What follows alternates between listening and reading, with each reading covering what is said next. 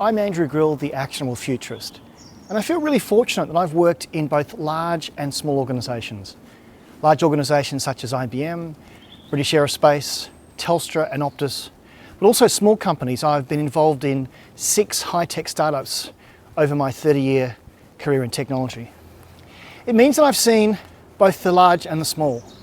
And as a futurist and as technologists, sometimes we get carried away and we say, well, why doesn't everyone else understand the promise of this new technology such as AI? And it brought it home the other day. I was talking to a colleague just before we were going to chat about doing a podcast.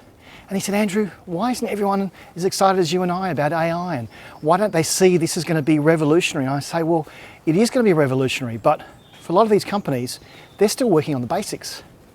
In the events that I'm involved in, I sometimes get to see under the hood.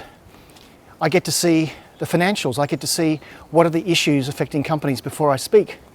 And one company are just basically trying to get things right around expense management. They're updating an expense management tool, so they're not even ready to think about AI just yet. It doesn't mean that they're going to be ignoring it and they won't embrace it, but they're just getting the basics right. So what I do as the Actionable Futurist is I give them small steps. I suggest things like hackathons, building a prototype or a minimal viable product. Just get the basics out there. Just understand what you can do today, something very small. Start small. Don't spend a lot of money. Run a hackathon.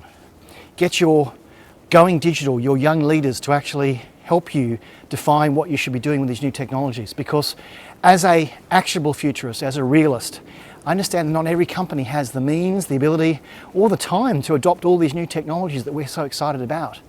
So baby steps, get excited, play with the technology, be digitally curious. If you'd like to know more about this and what I talk about, head to actionablefuturist.com.